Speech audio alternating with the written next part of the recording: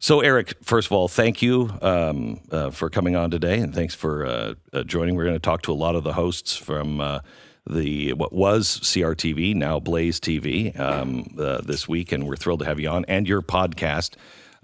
We're cutting into a show that'll air, I think, on Thursday at 5 o'clock. But I wanted to talk to you a little bit about Donald Trump and the border and also his G20 summit. So can we start with the border? Sure. I read several stories today about how the people on the border are turning back. The Mexicans have I think it's an 80% disapproval rating of these people who broke into their country and tried to get into ours. It's really turned sour. It's turned nasty down there.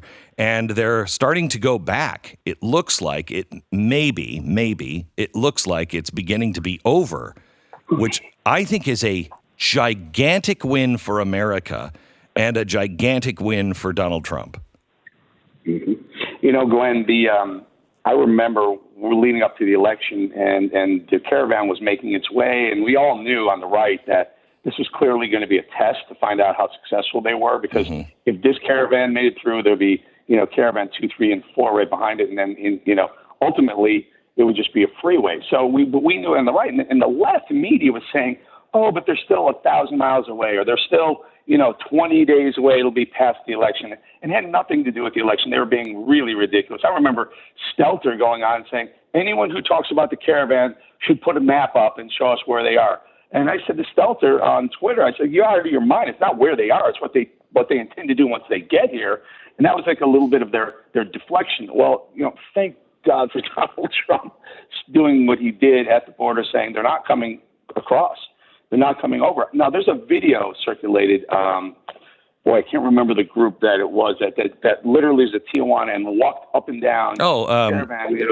It was either Ari Horowitz who was. It was Epic. It was Epic Times. That's who it was. Okay, all right. And literally, Glenn, it was a 3-minute video, and you do not see a woman or a child in this video at all. Yet Reuters publishes the one picture of a tear gas canister flying past a woman holding 2 kids in diapers, or a kid in diapers, and that was their symbol instead of what was really going on. This was a young male-dominated caravan that was looking for financial asylum, not political asylum. We talked about this ad nauseum, but here's the good news. The good news is as it dissipates, the rest of Central America, this whole world basically says Donald Trump means business at the border, so don't try and come through here. Don't try and come through our borders as a way to infiltrate the United States for a better economic condition. That is the message that I got. The interview that I saw today, they interviewed a lot of the people who came up in this quote-unquote caravan. By the way, we should ask Brian Stelter and everyone else, yeah, they were so far away. How did they get to the border so quickly? Who paid for those buses? Something that we know, but they will never expose. Don't even say it, Glenn, because you're a racist if you say. I'm sorry, you're a anti-Semite. Yes, I know. Yes, I know. He'll remain unspoken. Unspoken. The guys in the shadows. So the message that I'm seeing in print today are the messages that say, basically, we were told this was going to be easy. We were told that America would accept us. We were told just come, and that was a lie.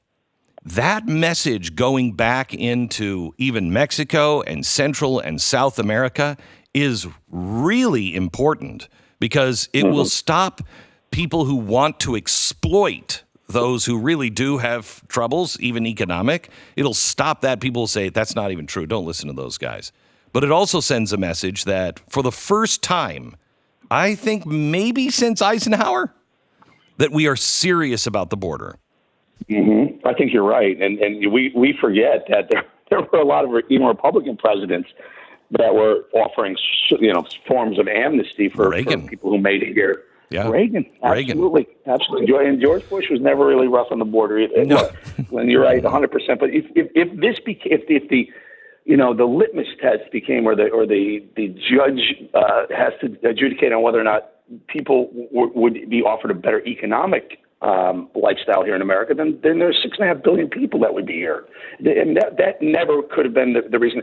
But the fact is, and again, we've all talked about this 100 times, but they showed their hands, the caravan, when they didn't stop in Mexico, because they were no longer in fear of their lives once they left their home country, and they were absolutely given an opportunity to at least make their case in Mexico. They didn't want that. They didn't stop there. They needed to get to our border and hear it from the other end of a tear gas canister. So, by the way, tear gas is not racist. We use that to control crowds right here in the United States against anyone without any sort of bias at all. So all these other lefties who say, well, they were instructed to use tear gas because of Trump, so he must be a racist against Latin Americans or Latinos or Hispanics. That's insane. Well, we use that in our cities to control crowds. Well, I will just say this for anybody who might have said that, they should look at history, because 4 years prior to the day, 4 years prior to the tear gas canister, there was another uprising at the border at the same location under Barack Obama. Tear gas was launched, also pepper balls and tasers.